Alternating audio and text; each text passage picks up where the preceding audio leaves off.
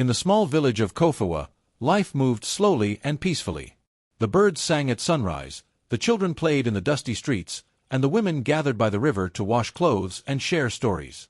In this quiet village lived a young man named Tund. He was hard-working and honest, known for his kindness to everyone. He worked as a carpenter, building chairs, doors, and tables for the people in the village. Though he was not rich, his heart was pure, and he dreamed of building a loving family one day. Abina was a young woman who lived with her aunt near the edge of the village. She was quiet and gentle, with eyes full of peace. She did not talk much, but her smile was warm and sincere. People respected her because she never spoke badly about anyone and always helped those in need. When an old woman fell sick, Abina was the one who brought her food. When a child lost a mother, Abina stayed to comfort them. Everyone said she had a heart made of gold. When Tund first saw Abina at the village market, she was selling vegetables with her aunt.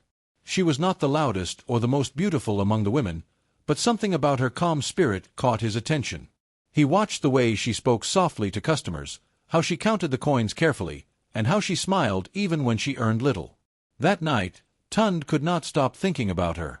Weeks later, he gathered the courage to speak to her aunt about his intentions. In Kofewa, it was a sign of respect for a man to speak to the elders first. Abina's aunt listened carefully and smiled. "You seem like a good man, Tund," she said. "Abina is a simple girl, not used to fancy things. But if your heart is true, I will speak to her." A few days later, Abina agreed to meet Tund under the mango tree near the stream. They talked for hours. He told her about his carpentry work, his dreams of owning a small workshop, and his wish to raise children who would be kind and honest. Abina listened quietly and smiled often. When she finally spoke, her voice was soft but firm. "I want peace in my home," she said. "If you can give me that, I will give you my heart." Their friendship grew, and soon, the village was buzzing with excitement.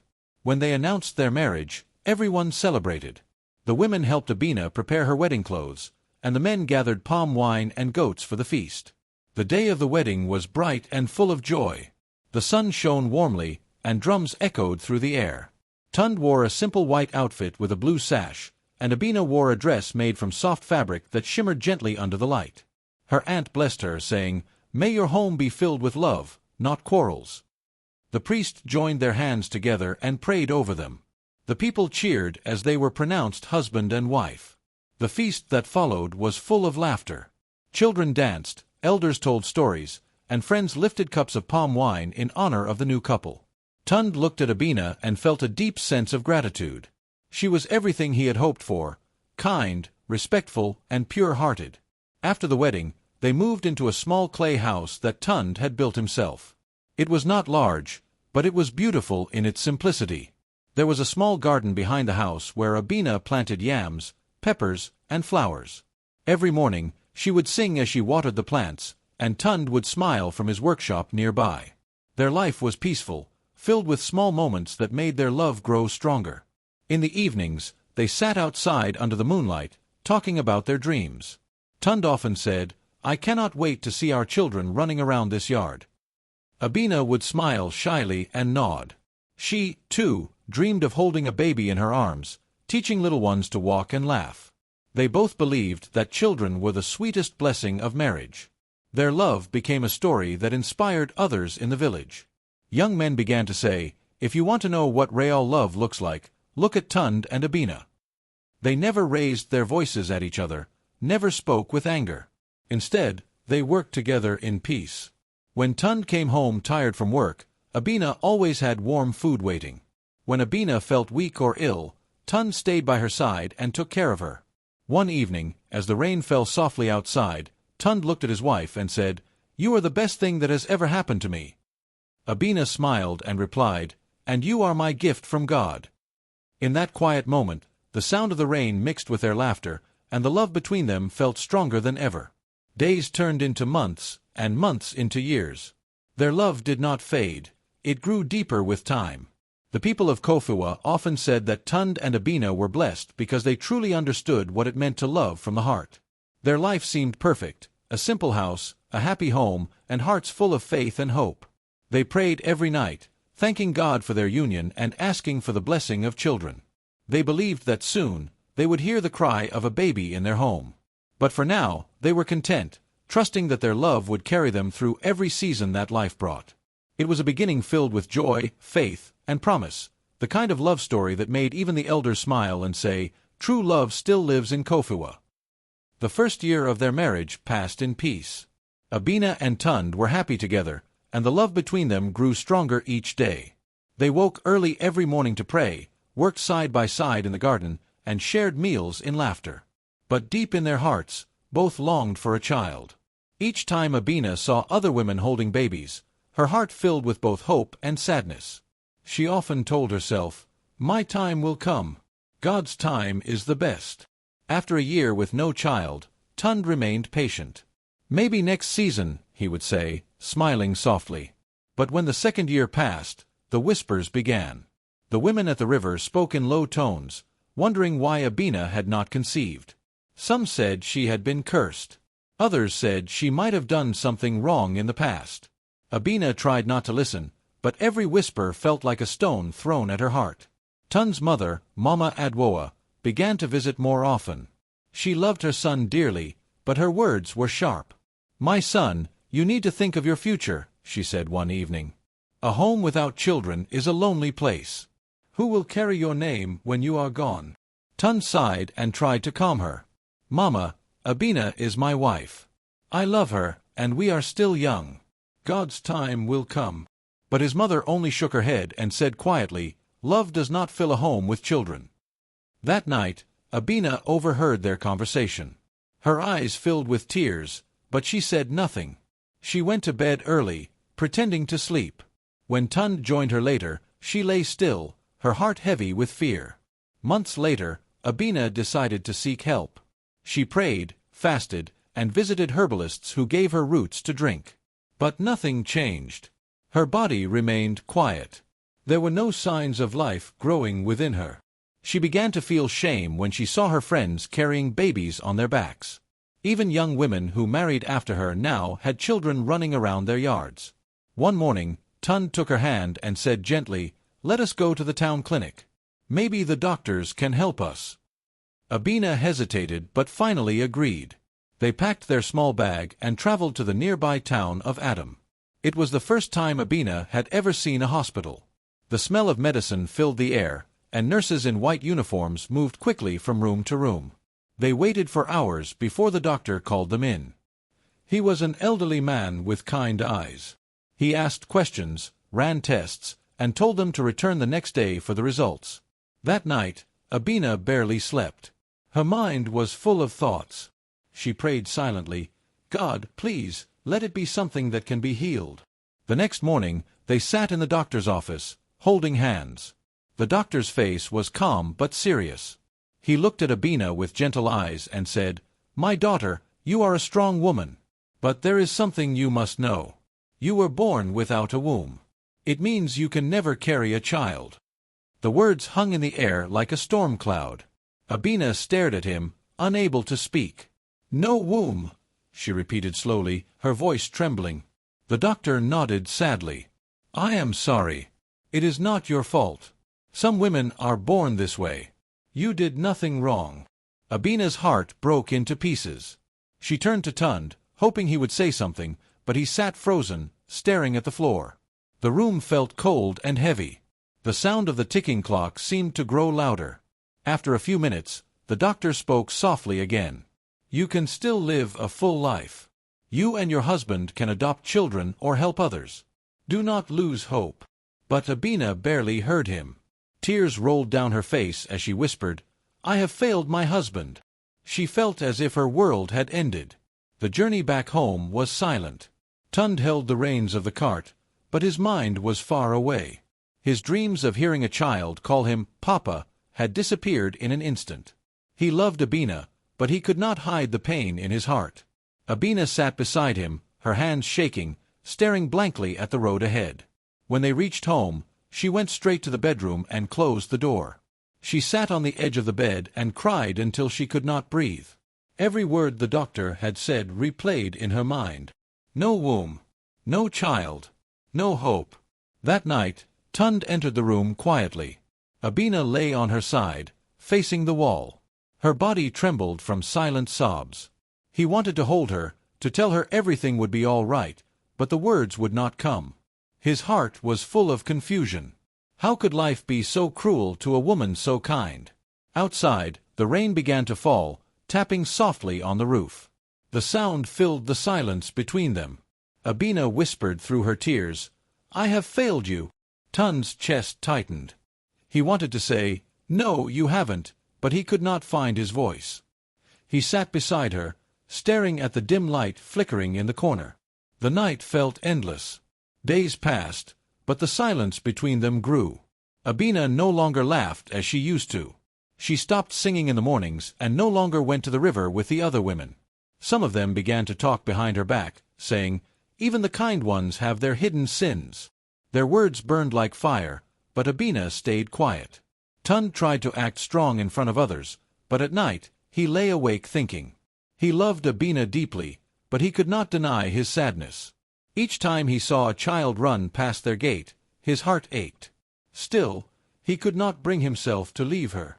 One evening, as the sun set over the hills, Abina sat outside, watching the sky turn orange. Tund joined her. For a long time, neither spoke. Finally, she said softly, "Maybe God has another plan for us." Her voice trembled, but her eyes held a quiet strength. Tund looked at her, his heart heavy but full of love. He reached out and held her hand. "We will face this together," he said at last. "You are still my wife, and nothing will change that." A tear slipped down Abina's cheek. She turned to him and whispered, "Thank you." For the first time in weeks, she smiled, a small, broken smile, but one filled with hope. That night, Tund prayed silently before bed. He did not ask for a miracle. He only asked for strength to love his wife the same way he always had. The pain of what they had learned did not disappear overnight, but in the quiet of their home, a new kind of love began to grow, one built not on dreams of children, but on patience, faith, and understanding. The news of Abina's condition spread quietly through the village. At first, people whispered behind closed doors. Then, slowly, the words reached the ears of Tund's family. His uncle, Baba Kojo, was the first to speak to him about it. One hot afternoon, as they sat outside under the mango tree, Baba Kojo sighed deeply and said, "My son, I have heard things. They say your wife cannot bear children. Is that true?" Tund nodded slowly, his eyes fixed on the ground. "Yes, uncle. The doctor confirmed it." Baba Kojo leaned forward, his voice full of concern. "Tund, you are still young. You have time to marry again. A man without children is like a tree without fruit. People will forget your name when you are gone." Tund stayed quiet for a long time. He could feel the weight of his uncle's words pressing on his heart. He knew that in their culture, a man was often judged by the children he left behind. Still, something inside him refused to listen. "Uncle," he said finally, "Abina is my wife. I cannot send her away." Baba Kojo shook his head sadly. "Love does not fill a man's lineage, my son. Think wisely." When Tund went home that evening, he found Abina sitting on the veranda. She was plaiting a small girl's hair, a neighbor's child. Her face was calm, but her eyes were tired. He watched her quietly for a moment. When she noticed him, she smiled faintly and said, "You came home early today." He nodded and sat beside her. "Yes, I needed some air," he replied. But his heart was heavy with the words of his uncle. That night, as they ate dinner, Tund barely spoke. Abina noticed his silence but said nothing. When they went to bed, she turned to him and whispered, "Your family spoke to you, didn't they?" Tund was surprised. "How did you know?" She smiled weakly. "I know how people think, Tund. I see how they look at me. They pity you. They think I have stolen your joy." Her eyes glistened with tears, but she kept her voice steady. "If you wish to take another wife, I will understand. You deserve children." Tund sat up quickly, shaking his head. "Don't say that, Abina. You are my wife. I married you for who you are, not for what you can give me." Tears rolled down Abina's cheeks.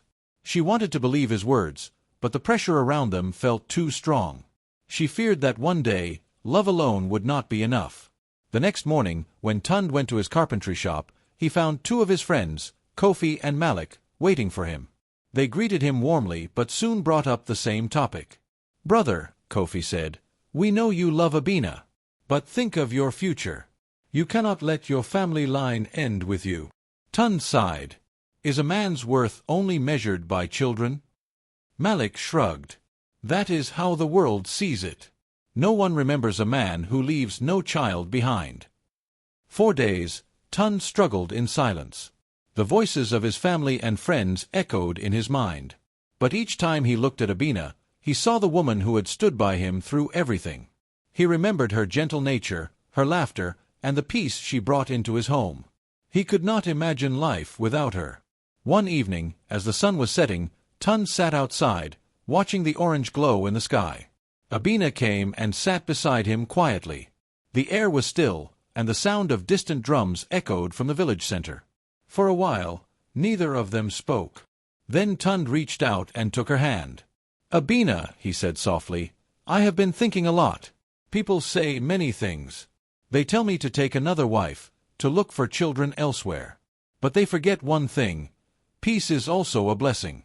You bring peace to my heart, and I will never throw that away." Abina looked at him, her eyes full of emotion.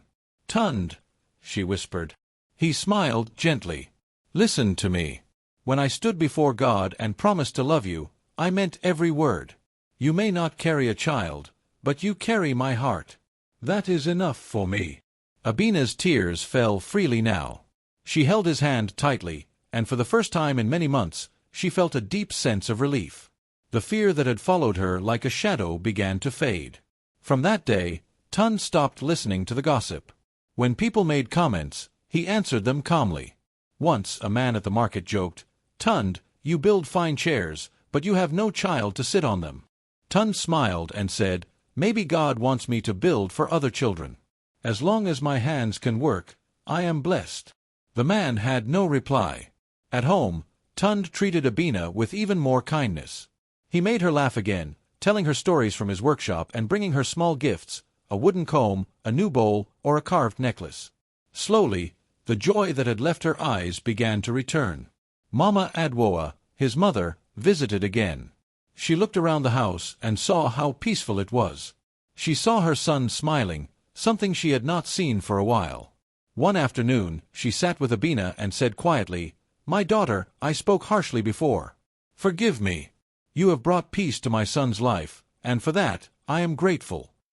Abina's eyes filled with tears as she replied, "Thank you, Mama. Your words mean a lot to me." Time passed, and though they still had no children, their love grew stronger. They became known in Kofawa as a couple who truly understood the meaning of commitment. When people spoke of loyalty, they mentioned Tund. When they spoke of grace, they mentioned Abina. One day, as they sat under the mango tree where they first met, Tund said, "People may never understand us, Abina. But that is all right. I know my heart, and my heart is yours." Abina smiled and leaned on his shoulder. The sound of the wind passing through the trees surrounded them. For a long time, they sat in silence, just listening, to the birds, to the rustling leaves, to the peace they had built together. Though the world judged them, they found joy in small things, sharing food, watching sunsets, and laughing at old memories. Tund often said, "Our love is like a river. Even when it meets stones, it keeps flowing." Abina always answered with a smile, "And as long as it flows, I will walk beside you." Together, they learned that true love is not tested when everything is perfect but when life becomes difficult. And through every test, they chose each other again and again. The days in Kofawa passed slowly, and the sun shone gently over the red earth and tall trees. Abina had learned to live with her pain. The wound in her heart was still there, but she no longer allowed it to control her life. One morning, as she walked through the village market, she saw a group of children sitting by the roadside. They were dirty, hungry, and alone. Something in her heart pulled her toward them. She bought a small loaf of bread and shared it among them. The children smiled and thanked her with joy that warmed her heart. That night, Abina could not stop thinking about them. She realized that even though she could not give birth, she could still give love. The next day, she returned to the same spot with more food, a pot of rice and stew. The children came running to her as soon as they saw her. Day by day, Abina began to spend more time with the orphans in the village. She learned their names, listened to their stories, and taught them songs. She told them stories about kindness, patience, and hope. The children began to call her Mama Abina. The name filled her with a kind of happiness she had not felt in years. When Tund first saw her surrounded by the children, he stood quietly at a distance. The sun was setting behind her, and the children laughed as she told them a funny story. For the first time in a long while, he saw real joy in her eyes. When she returned home that evening, her face glowed. He smiled and said, "You look happy, my love." She nodded. "Those children, they remind me that love does not always come from the body. Sometimes it comes from the heart." Tund looked at her with admiration. That night, as they sat together after dinner, Abina told him everything. She spoke about the children she had met, their struggles, and how she wanted to do something more for them. "They have no one," she said softly.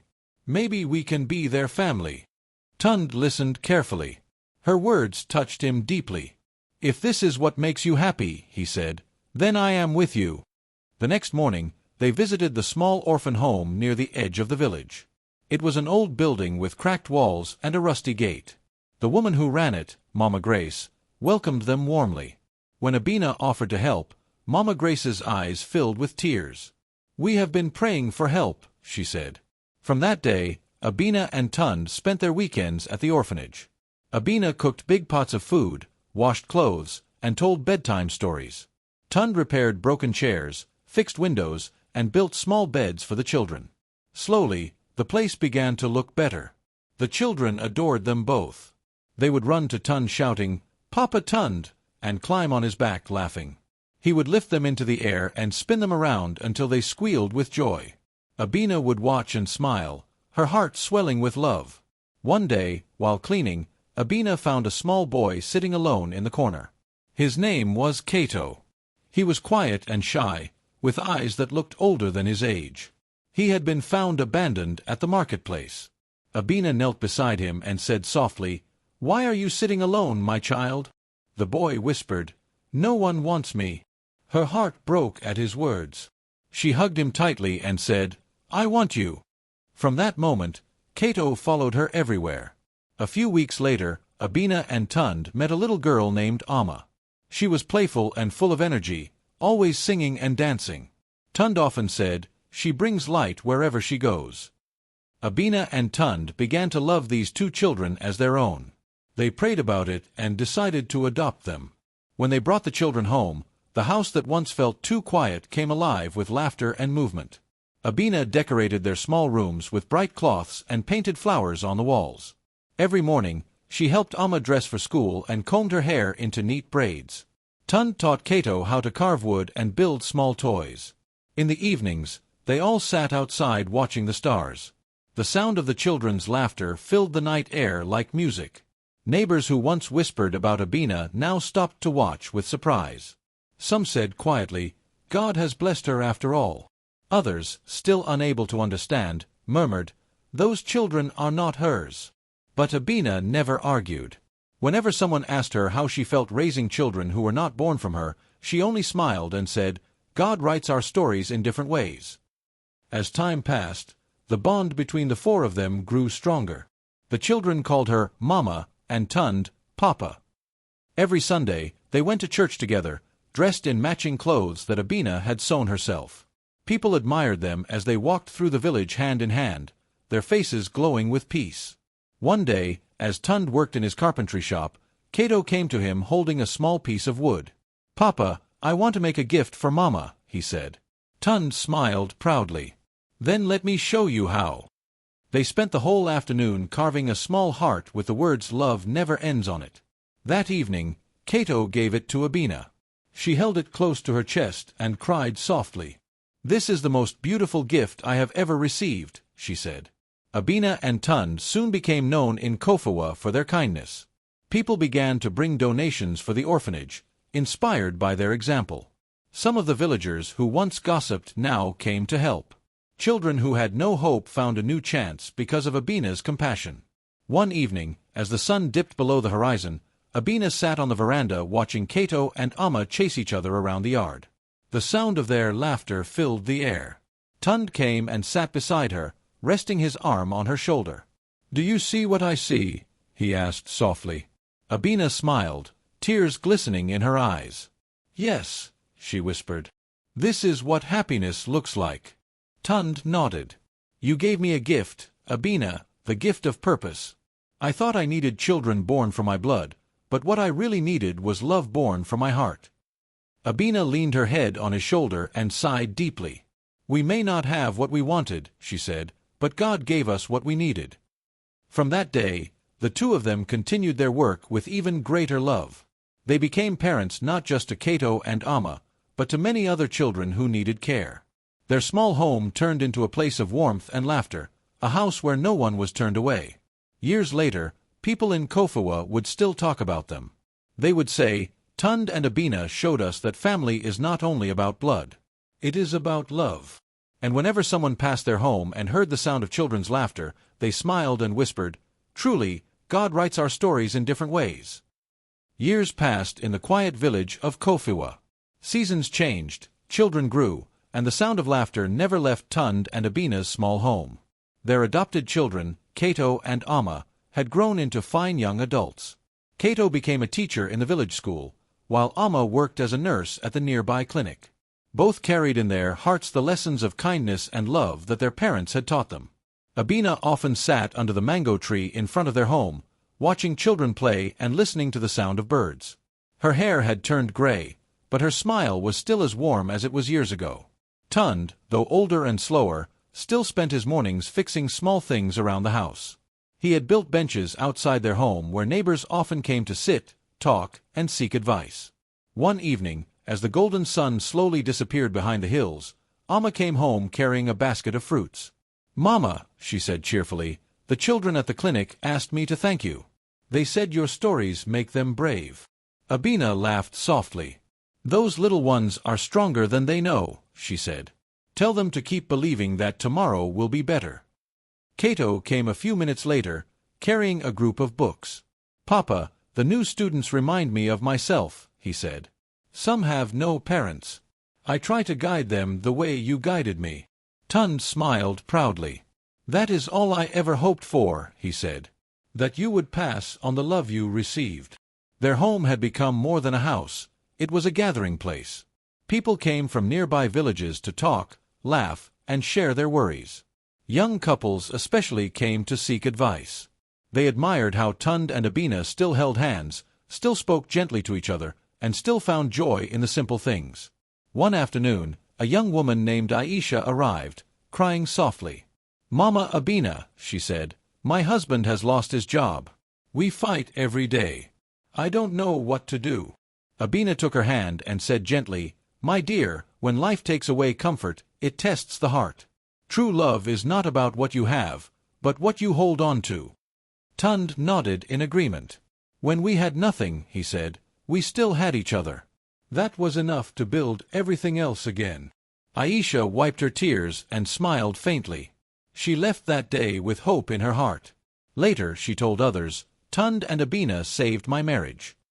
As time went on, stories like that spread through the village. When couples argued or families faced troubles, elders would say, "Remember Tund and Abina." Their names became a symbol of love that endured, of patience that healed, and of faith that never gave up. One year, the village held a festival to honor people who had served the community. To everyone's joy, Tund and Abina were chosen as the guests of honor. The villagers decorated the square with colorful cloths and flowers. Drums played, children danced, and the air was full of celebration. When the village chief called them to the stage, everyone clapped and cheered. Abina looked shyly at Tund, who smiled and helped her up the steps. They stood before the crowd, holding hands as they had done for so many years. The chief spoke loudly, his voice full of respect. "We honor Tund and Abina not for their wealth or power, but for their hearts. They showed us that love is not what life gives, but what we choose to give each other." The crowd cheered again. Some people had tears in their eyes. Abina looked at the faces before her, old friends, young couples, children she had once fed at the orphanage. Her heart was full. When she spoke, her voice was soft but clear. "We were not always strong," she said. "There were days we felt like giving up. But love taught us patience. It taught us to see blessings even in pain." She turned to Tund and smiled. "He stood by me when I could not give him children. Yet God gave us children in another way. That is the beauty of his plan." Tund squeezed her hand. "And she stood by me when people called me foolish," he said. "But I found wisdom in her heart." The people clapped loudly. The village choir sang a song written about them, a song that spoke of hope, love, and faith. Children threw flower petals at their feet, and the sound of drums echoed through the night. Later that evening, when the festival was over, Tund and Abina sat quietly on their veranda, watching the stars. The moon shone brightly, lighting their faces. Abina said softly, "We have lived a full life, haven't we?" Tund nodded. "Yes, my love. Not because we had everything, but because we shared everything." A cool wind blew through the trees, carrying with it the distant laughter of villagers. Cato and Amma joined them, bringing tea and roasted maize. The four of them sat together, enjoying the peaceful night. Amma looked at her parents and said, "You both taught us what love means. You taught us that love is not a feeling, it's a choice." Abina smiled. "That is the lesson, my daughter. Life will test your heart, but love will guide it back." As the night grew darker, Tund looked up at the stars and whispered, "When we are gone, I hope our story reminds others to never give up on each other." Abina reached for his hand and held it tightly. "It will," she said, "because love never dies. It only multiplies." Many years later, when Tund and Abina passed away peacefully within months of each other, the whole village mourned them. But their story did not end there. Cato and Amma continued their parents' work, taking care of the orphanage and helping families in need. Whenever someone in Kofua faced trouble or pain, they would visit the small house by the mango tree. There, they would see the old wooden bench Tund had built and the small heart Cato had carved long ago with the words "Love never ends." People would touch it gently and whisper, "Remember Tund and Abina." Their story lived on, not in books or statues, but in the hearts of everyone who believed that love, real love, is not about what life takes away, but what two hearts choose to give each other.